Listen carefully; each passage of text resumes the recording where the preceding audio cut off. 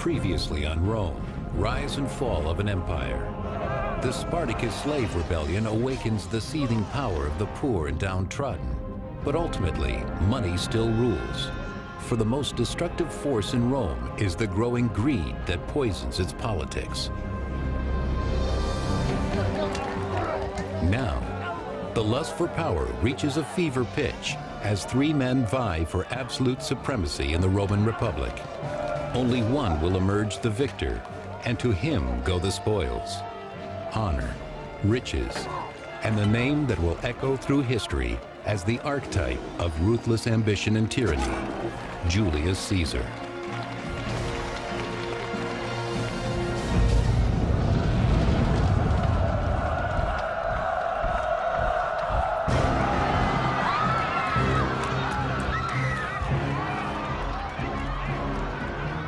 It is the middle of the 1st century BC, and democracy is breaking down in the Roman Republic. It is a time of riots and violent political upheaval. People saw blood and death every day. Murder was as important as the ballot box. Violence was not supposed to be the way that Romans decided the big political questions that set the course for the country. But violence breeds violence. And Rome had descended almost into a state of anarchy by Caesar's time. This is the troubled world in which young Julius Caesar grows up. By the age of 16, his father has died, and Caesar knows his life will be a struggle. Julius Caesar inherited that most distinguished family history a Roman could have. But by the time Julius Caesar was born in 100 BC, his family wasn't as rich and wasn't as powerful as legend said it ought to be. Julius Caesar wanted to restore to his family the glory and the leadership position that his family story said his ancestors had had. While still a teenager and sailing to study on the Isle of Rhodes, Caesar is kidnapped for ransom by notorious pirates. These were the biggest pirates and slave traders in the Mediterranean. So the pirates captured Caesar and held him ransom. It took a long time to raise the money, so Caesar spent a great deal of time in the pirates' camp. Holding his own against these murderers and thieves, young Caesar proves to be more than his captors bargained for. Caesar isn't your ordinary Roman. He's not going to be terrified. Pirates are the great threat to aristocratic society. So what Caesar is showing is that even when he's encountered this greatest of threats, he's risen above it. In the end, Caesar wins his freedom, and the pirates are brought to Roman justice, crucified, and left for the carrion birds. Caesar matures, and by 65 BC, now an experienced soldier in his 30s, he is sent to the Roman province of Hispania to suppress a dangerous band of rebels.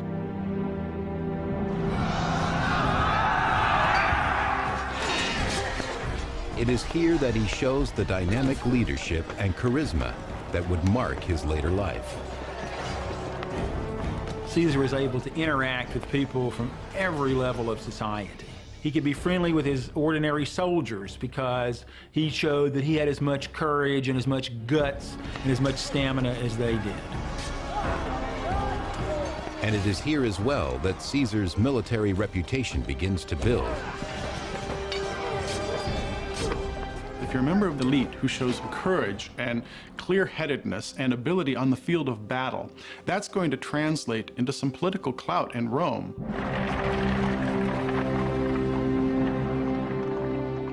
Returning to Rome, Caesar enters politics, using his soaring popularity in an attempt to win the election for the office of consul. To be consul is to hold Rome's most prestigious position, and comes not only with the lucrative governorship of an entire Roman province, but the military command of the legions stationed there. Caesar is a natural politician. Julius Caesar was brilliant in his ability to relate to people, to make them like him. But he was also one of the greatest writers and one of the greatest public speakers. Julius Caesar could make you do what he thought you should do by giving you a speech.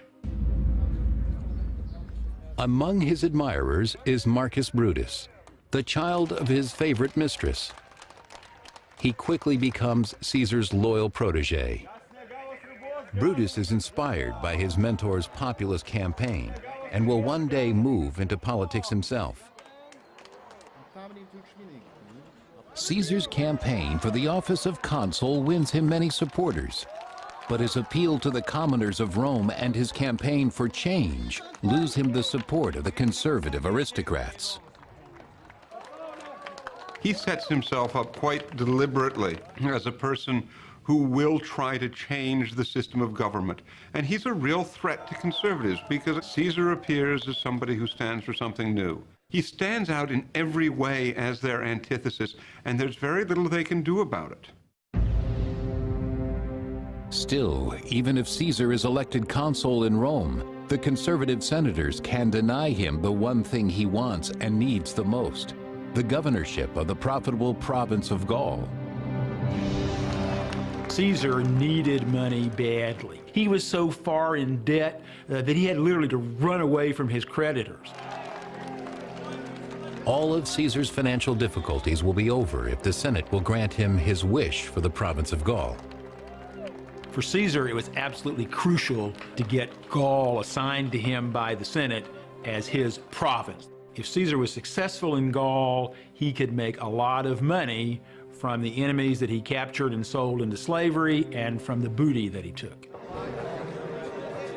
It is essential that Caesar win the election and the governorship of Gaul. He develops a plan to ensure this happens.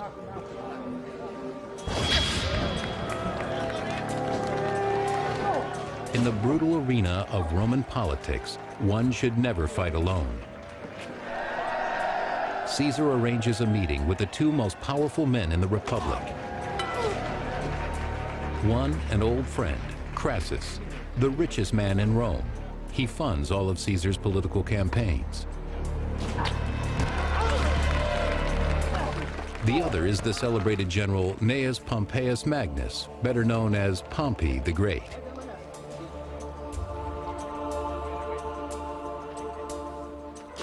Cunning as a gladiator in the arena, Caesar convinces Crassus and Pompey to work with him to win the election and control the Senate.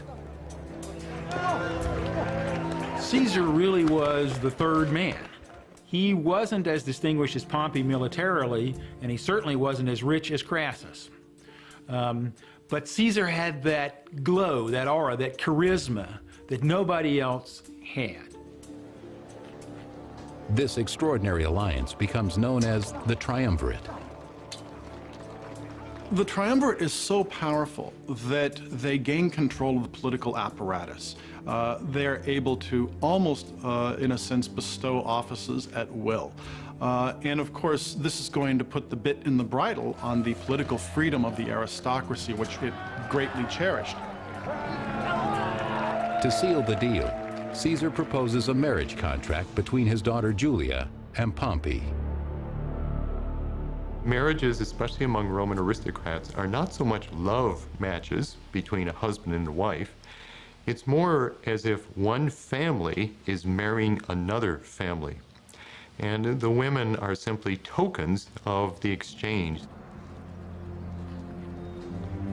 With their newly combined political muscle, Crassus and Pompey manipulate the system. Caesar wins the election for consul, and the two of them gain immense power for tax breaks and land grants. And then for Caesar, who has arranged it all, they confer a magnificent assignment. A 5-year term as the governor of not one, but 2 provinces in Gaul, and beyond them, a whole continent to conquer. Caesar heads north in search of glory and gold.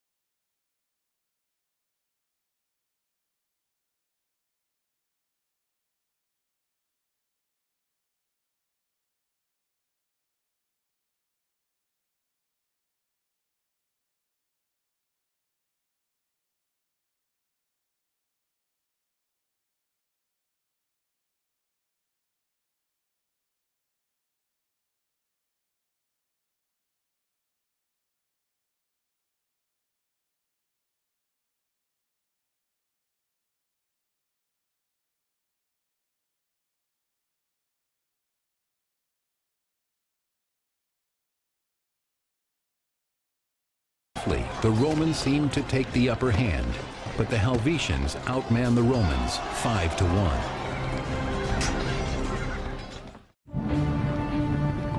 In 58 BC, the Helvetians, a violent barbarian horde, turned the tables on the Romans. They ambushed their rear guard, forcing Caesar to fight. Terror sweeps through the Roman ranks as the barbarians attack. They're already taller than the Romans, yelling at their top of their lungs, ready to charge in a mass, seemingly in a frenzy. I mean, what could be more frightening than trying to fight someone that you think is crazy, that is frenzied?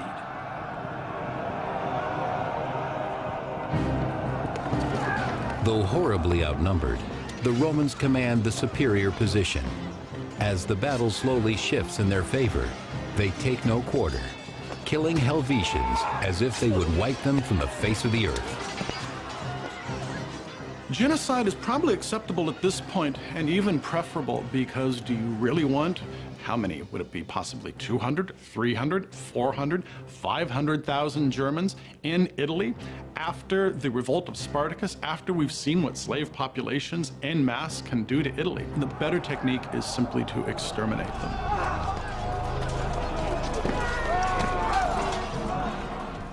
But survivors escape. An expert manipulator, Caesar raises the specter of a German invasion to garner popular support for his war. But in the Senate, conservatives suspect the real danger lies in Caesar himself. He is even seen as a threat to his ally, Pompey. He's beginning to look like somebody who will take Pompey's place as the leading figure in Rome. And the difference, of course, between Caesar and Pompey at this point is that Pompey had supported the status quo, where Caesar has always stood for its overthrow. Tension fills the city. The conservatives try to convince Pompey to break with Caesar. Too late. His new wife, Caesar's daughter, Julia, has completely beguiled the great general. Pompey was so in love with his teenage bride that he began neglecting politics so he could spend all his time with her. Pompey took his teenage love on constant tours to visit all the most beautiful gardens and parks in Italy. Pompey's generosity to Caesar even includes a member of his extended family, his protege, Marcus Brutus. As a favor, Pompey grants Brutus a lucrative post in one of the eastern provinces, allowing the young noble to rise in the political ranks, just like his mentor. With Pompey protecting Caesar's interests in Rome, Caesar turns his attention to rumors of invasion from the Gallic kingdom of Idue. It is a quiet and pastoral region, unaccustomed to violence. Idue. Most people, most of the time, were not involved in military activity.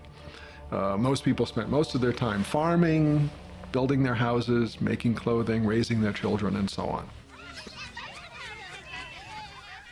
In 58 BC, peace is shattered when Caesar reports that tens of thousands of barbarian warriors flood into Idue, led by the terrifying warlord Ariovistus.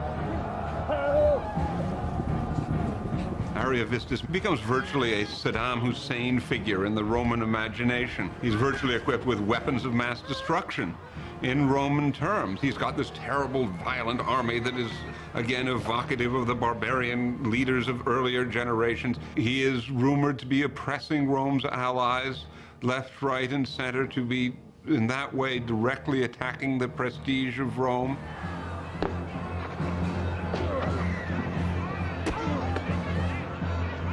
Such aggression, according to Caesar, must not be tolerated.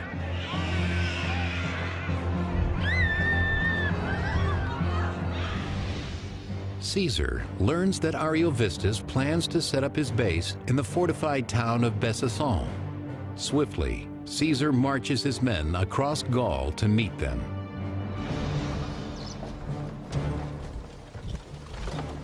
The renowned classical biographer Plutarch. The whole army clamored for the fight as the men followed Caesar to their camp, just 20 miles from the enemy.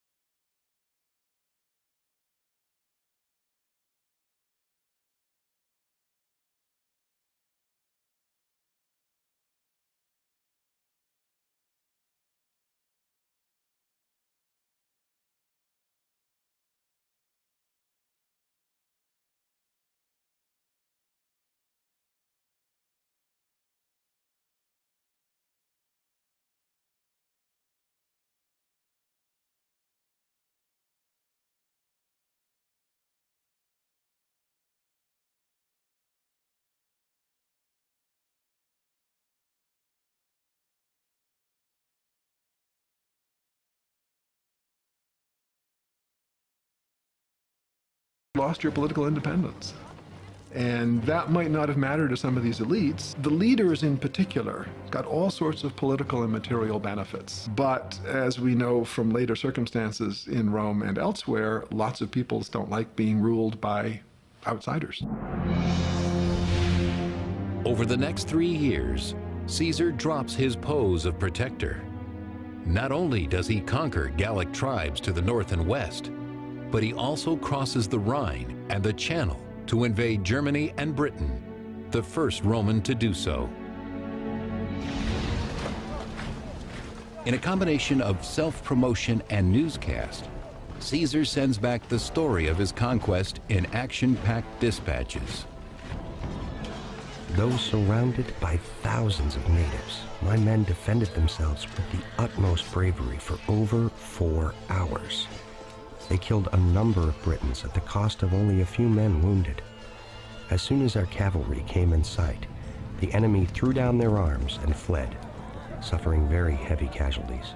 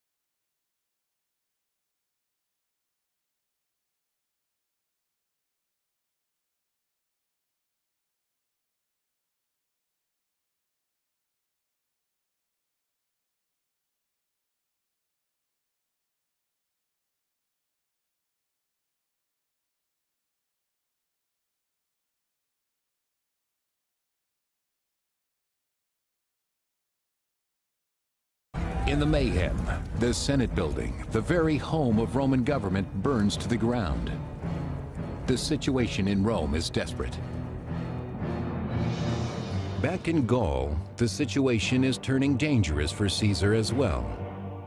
A charismatic Gallic leader named Vercingetorix rallies the Gauls to unite against the Romans from his homeland of Auvergne.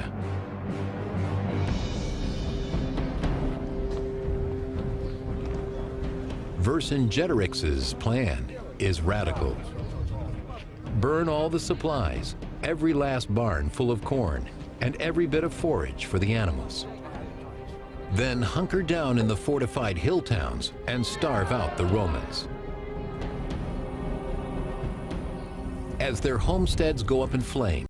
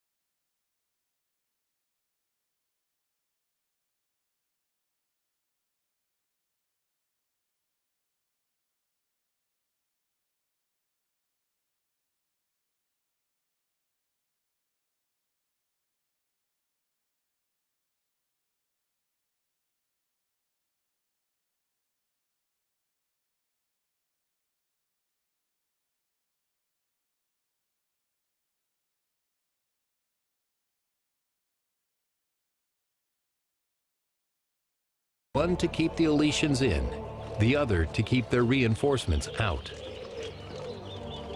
What they did was build up this just wonderful structure of defense works, which started initially with a thing his men called stimuli or spears, timbers planted in the ground with hooks on them. Then they built a thing that they jokingly called lilies, and these are pits about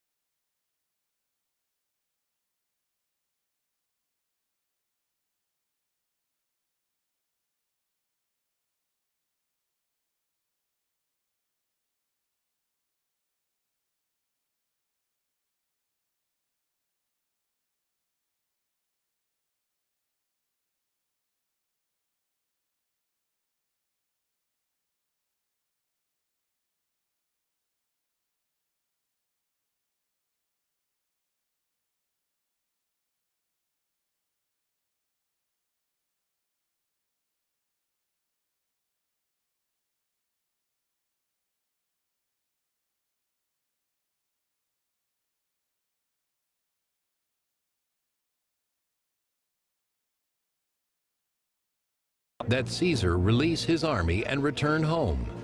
But Caesar balks. Caesar knows that if he were to disband his army and come to Rome, he would be murdered by his rivals who hate his success and know that Caesar can't be stopped because he's so popular. So Caesar's life was literally on the line. Caesar and his enemies are headed for a showdown, and no one can stop it. By 50 BC, Julius Caesar has no equal in Rome.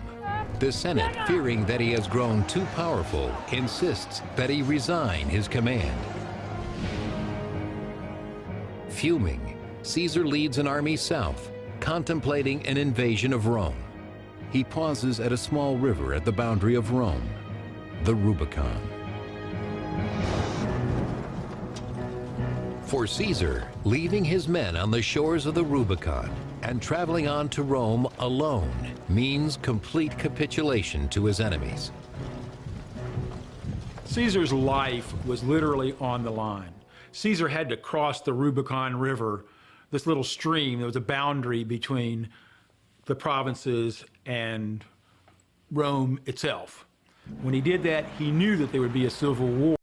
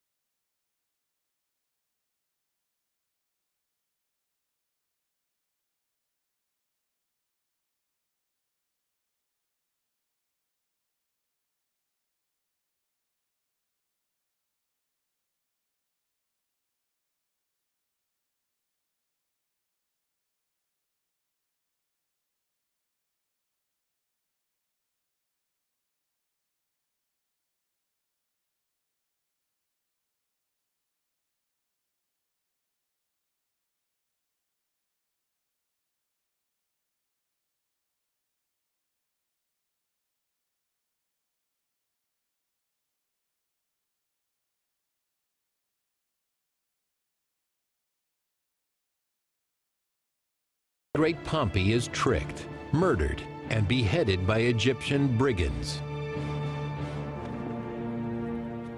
The head is sent back to Caesar. Classical biographer Plutarch. When Pompey's head was brought to him, Caesar refused to look at him.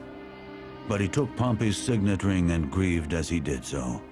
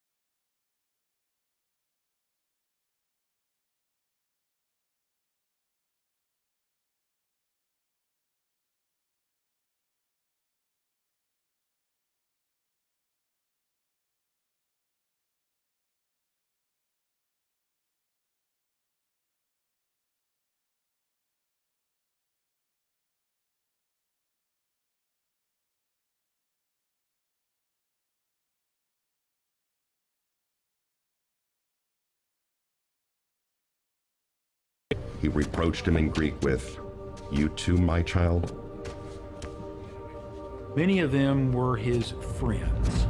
Some from a long time, some perhaps thought that Caesar had destroyed the Republic's most cherished tradition, that no one man can be the leader of Rome. And there was surely spite and jealousy and just human passion, and perhaps some notions that this was what freedom required.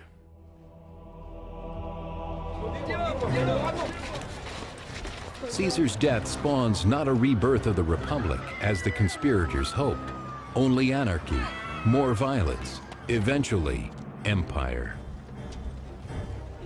I think, long term, the infusion of obscene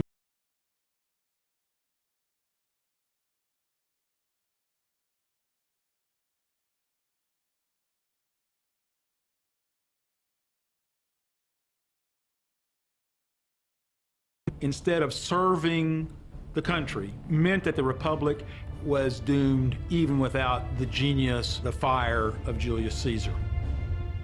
It was his relative Augustus who found a way to make that work and create the Roman Empire.